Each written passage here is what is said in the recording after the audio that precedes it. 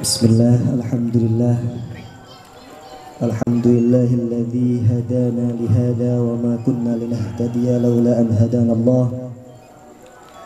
Asyhadu an la ilaha illallah wahdahu la syarika lah wa asyhadu anna sayyidana Muhammadan abduhu wa rasuluh. Allahumma salli ala sayyidina Muhammad wa ala alihi wa sahbihi ajma'in. Rabbi syrah li sadri wa yassir li amri wahlul 'uqdatam min lisani yafqahu qawli. Subhanaka la ilma lana illa ma 'allamtana innaka antal alimul hakim. Yang saya hormati Bapak-bapak pengurus RT 12 Perumahan BCA 2, yang saya hormati para pengurus DKM Perumahan BCA 2, juga bapak-bapak khususnya warga Gang Bima, juga kepada bapak-bapak yang lain yang tidak bisa saya sebutkan namanya satu persatu. Seperti biasa, marilah kita senantiasa memanjatkan rasa syukur kita kehadirat Allah Subhanahu wa Ta'ala. Alhamdulillah, pada malam hari ini, meskipun tadi sore sempat gerimis sebentar, saat ini pada Isya alhamdulillah Allah memberikan cuaca yang cukup baik, sehingga acara pada malam hari ini, acara rutinan malam Senin, bisa berjalan insyaallah tanpa halangan apapun. Salawat serta salam semoga selalu tercurah kepada junjungan kita Nabi besar Muhammad sallallahu alaihi wasallam, juga para keluarga dan para sahabatnya, sampai kepada kita sebagai umatnya. Semoga kita kelak diakui sebagai umatnya yang pantas untuk mendapatkan syafaat beliau. Amin amin ya rabbal alamin. Tadi sudah disampaikan oleh Bapak MC untuk acara malam hari ini, yaitu pembacaan tahlil dan sedikit melanjutkan kajian tentang ilmu fikih. Kalau tidak salah sudah dimulai pertama di Gang Bima ya dulu. Jadi ini alhamdulillah udah satu periode. Dulu kita yasin dan tahlil saja, sekarang bisa sedikit-sedikit ditambahi tentang kajian fikih. Meskipun ini fikih dasar, tapi tidak ada salahnya kita mengulang kembali, kita merefresh kembali ingatan kita, pengetahuan kita tentang ilmu fikih. Karena ilmu fikih adalah ilmu yang sudah pasti kita terapkan dalam kehidupan kita sehari-hari.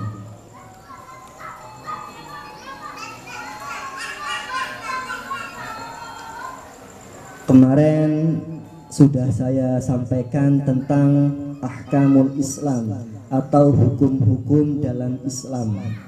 Kemarin disebutkan hukum-hukum Islam itu ada 5, yaitu fardu, sunnah, mubah, haram, dan makruh. Kemarin sudah dijelaskan apa itu hukum fardu, kemudian ada berapa macamnya. Kemarin yang namanya hukum fardu adalah sesuatu yang harus dilakukan oleh orang mukallaf atau orang yang sudah aqil baligh. Apabila dia melakukan, maka dia akan mendapatkan pahala, dan apabila dia meninggalkan, maka dia akan mendapatkan dosa. Kemudian kemarin disebutkan ada 2 macam fardu, yaitu fardu ain dan fardu kifayah. Fardu ain adalah kewajiban yang harus dilakukan oleh seluruh. Jadi tidak pandang bulu siapapun dia, asal sudah aqil baligh, asal sudah mukallaf, minimal 15 tahun usianya, maka wajib dilakukan. Contohnya seperti sholat 5 waktu dan puasa Ramadan. Kemudian kemarin juga disampaikan yaitu fardu kifayah. Fardu kifayah adalah sesuatu yang harus dilakukan oleh sebagian mukallafin atau orang mukallaf. Kalau sebagian atau salah satu sudah melakukan, maka yang lain gugur kewajibannya. Contohnya seperti sholat jenazah. Jadi misalnya ada sholat jenazah, sudah ada yang mewakili, maka yang lain tidak berkewajiban. Artinya kalaupun tidak melakukan, tidak berdosa. Kita lanjutkan sekarang yaitu hukum sunnah. Di sini ditanyakan, mas sunnah, apa itu hukum sunnah? Jawab, hiyal amrul mustahabbu fi'luhu faman fa'alahu yanalu thawaba wa man tarakahu la yanalu 'iqaba.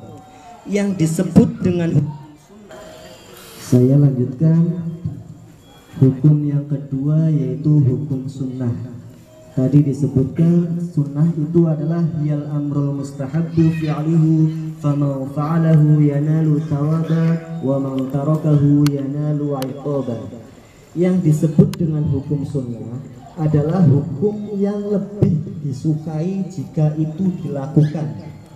Apabila seseorang melakukan hukum sunnah, maka baginya mendapatkan pahala. Dan apabila seseorang meninggalkan hukum sunnah, maka baginya tidak berdosa. Artinya kalau dikerjakan mendapatkan pahala, kalau tidak dikerjakan tidak berdosa. Contohnya ya seperti sholat sunnah, puasa sunnah, itu hukumnya sunnah. Artinya ketika kita menjalankan, kita akan mendapatkan pahala. Ketika kita tidak menjalankan, kita juga tidak disiksa atau tidak mendapatkan dosa. Selanjutnya, mal mubahu, apa itu hukum mubah? Huwallazi yajuzu lil insan fi'luhu wa tarkuhu fala thawaba fihi wala 'iqaba. Yang disebut dengan hukum mubah adalah sesuatu yang boleh dilakukan atau ditinggalkan oleh manusia, baik mengerjakan ataupun meninggalkan, maka tidak memperoleh pahala, juga tidak mendapatkan dosa. Contohnya seperti tidur, maka itu mubah. Artinya ketika ada orang yang mampu untuk tidak tidur, dia tidak dosa, dia juga tidak dapat pahala. Begitu juga makan. Memang nanti ada pembahasan tentang hukum-hukum, bukan hukum-hukum, tentang amalan-amalan mubah yang bisa menjadi berpahala. Contohnya tidur, asal mula hukumnya adalah mubah, dilakukan atau tidak dilakukan tidak dapat pahala dan juga tidak mendapat dosa.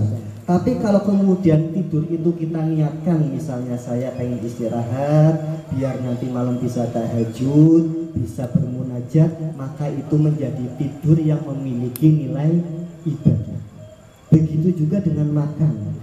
Kalau makan kita makan biasa aja, yaitu hukumnya mubah, dilakukan gak dapat pahala, ditinggalkan juga tidak mendapat dosa.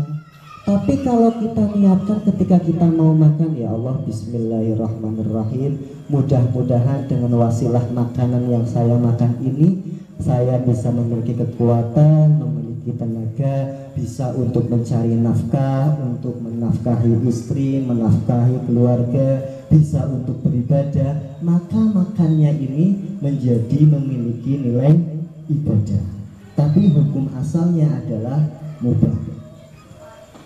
Saya lanjutkan, mal haramu, apa itu hukum haram? Jawab, wal wajibu tarkuhu faman fa'alahu yanalu 'iqaba wa man tarakahu yanalu thawaba kasyurbil khamri. Yang disebut dengan hukum haram adalah hukum yang harus ditinggalkan. Apabila seseorang melakukan hukum haram, maka baginya mendapatkan siksa atau dosa. Dan apabila seseorang meninggalkan hukum haram, maka baginya akan mendapatkan pahala, seperti meminum khamar, meminum arak, meminum sesuatu yang memabukkan, itu hukumnya haram. Ketika seseorang melakukan, maka mendapatkan dosa. Tapi kalau ditinggalkan, mendapatkan pahala. Itu adalah hukum haram. Selanjutnya, mal makruhu. Yang terakhir adalah hukum makruh. Pengertiannya, huwal mustahabbu tarkuhu faman tarakahu yanalu thawaba wa man fa'alahu la yanalu 'iqaba. Makruh itu kebalikannya dengan sunnah, yaitu sesuatu yang lebih disukai oleh Allah jika itu ditinggalkan. Di sini dilanjutkan, barang siapa yang meninggalkan makruh maka dia akan memperoleh pahala, dan siapa yang melakukan, yang mengerjakan perkara makruh maka baginya ada dosa. Mungkin contohnya seperti kencing berdiri, itu hukumnya makruh. Artinya ketika dilakukan ya tidak berdosa. Cuma secara sains mungkin ada penelitian ketika seseorang kencing berdiri itu biasanya agak lama tuntasnya, dan ini memiliki efek buat kelanjutannya. Artinya kalau kencingnya tidak tuntas, pas kita sudah istinja, sudah bebersih, udah jalan, ternyata masih ada sisa-sisa yang keluar. Nah, ini menyebabkan sholatnya tidak sah. Makanya disebut makruh. Kenapa? Karena ada kemungkinan mendekati ke hal yang haram. Makanya kalau kita meninggalkan, kita mendapatkan pahala, tapi kalau kita melakukan, kita tidak berdosa. Itu adalah hukum-hukum dalam Islam. Ada 5 tadi, wajib atau fardu, kemudian sunnah, kemudian mubah, haram, dan yang terakhir adalah makruh. Saya sedikit tambahkan untuk bab taharah atau bersuci. Di sini ditanyakan taharah, apa itu bersuci? Hiya fi'lu ma la tasihhu shalah illa bih, ka izalatin najasati wal istinja'i wal wudu'i wal ghusli wat tayammum. Yang disebut taharah atau bersuci yaitu suatu pekerjaan yang menyebabkan sholat itu tidak sah jika itu tidak dilakukan. Fi'lu ma la tasihhu shalah illa bih. Jadi sholat tidak akan sah kecuali kita melakukan tadi, bersuci. Contohnya seperti menghilangkan najis, istinja, wudu, mandi, dan tayamum. Itu adalah contoh-contoh dari taharah atau bersuci. Nanti ada klasifikasinya, kapan kita harus menghilangkan najis, kapan kita harus berwudu, kapan kita harus mandi, kapan kita bisa tayamum. Nanti ada klasifikasinya. Mungkin itu saja sedikit tambahan untuk kajian ilmu fikih pada malam hari ini. Misalnya nanti ada yang kurang jelas atau ada pertanyaan, bisa disampaikan di sesi akhir setelah kita pembacaan tahlil.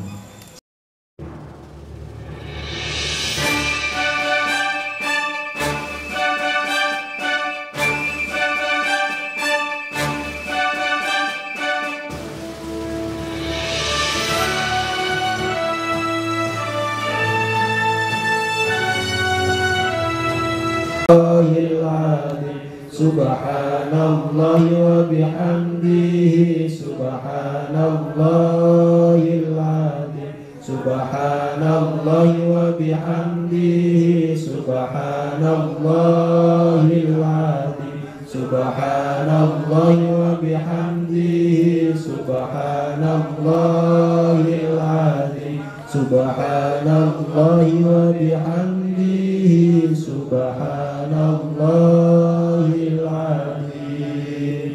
Allahumma salli ala habibika sayyidina Muhammadin wa ala alihi wa sahbihi wa sallim. Allahumma salli ala habibika sayyidina Muhammadin wa ala alihi wa sahbihi wa sallim. Allahumma salli ala habibika sayyidina Muhammadin wa ala alihi wa sahbihi wa sallim.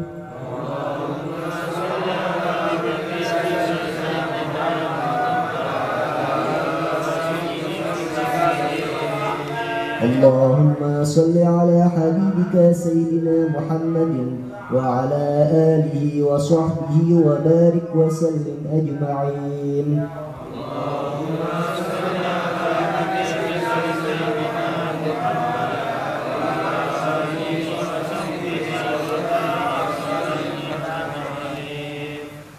Allahumma salli ala sayyidina Muhammad wa ala ali sayyidina Muhammad. Bismillahirrahmanirrahim. Alhamdulillahi rabbil alamin. Hamdan syakirin, hamdan na'imin, hamdan yuafi ni'amahu wa yukafi'u mazidah. Ya Rabbana lakal hamdu kama yanbaghi li jalali wajhikal karim wa 'azimi sultanik. اللهم ارحم أمة سيدنا محمد. اللهم ارحم أمة سيدنا محمد. اللهم ارحم أمة سيدنا محمد. اللهم اغفر لنا ولوالدينا وارحمهم كما ربونا صغارا.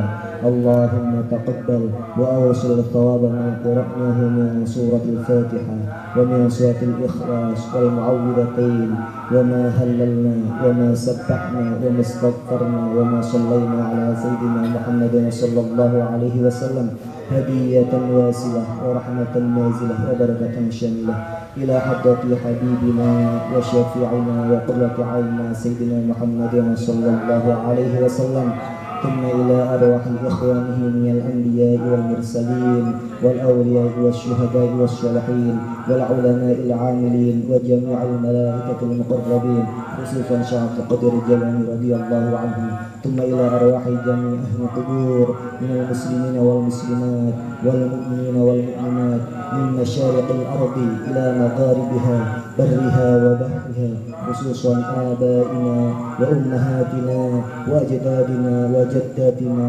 ومشايخنا ولمن اجتمعنا هاهنا بسببه. اللهم اغفر لهم وارحمهم وعافهم واعف عنهم.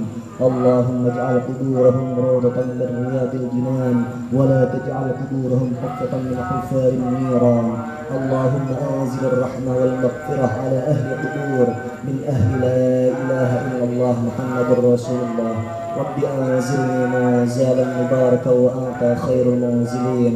ربنا هب لنا من أزواجنا وذرياتنا قرة أعين واجعلنا للمتقين إماما. ربنا أتم لنا نورنا واغفر لنا إنك على كل شيء قدير. ربنا ظلمنا أنفسنا وإن لم تغفر لنا وترحمنا لنكونن من الخاسرين. ربنا آتنا في الدنيا حسنة وفي الآخرة حسنة وقنا عذاب النار. وصلى الله على سيدنا محمد وصلى الله عليه وسلم بفضل سبحان ربك رب العزة عما يصفون وسلام على المرسلين والحمد لله رب العالمين. بسر الفاتحة.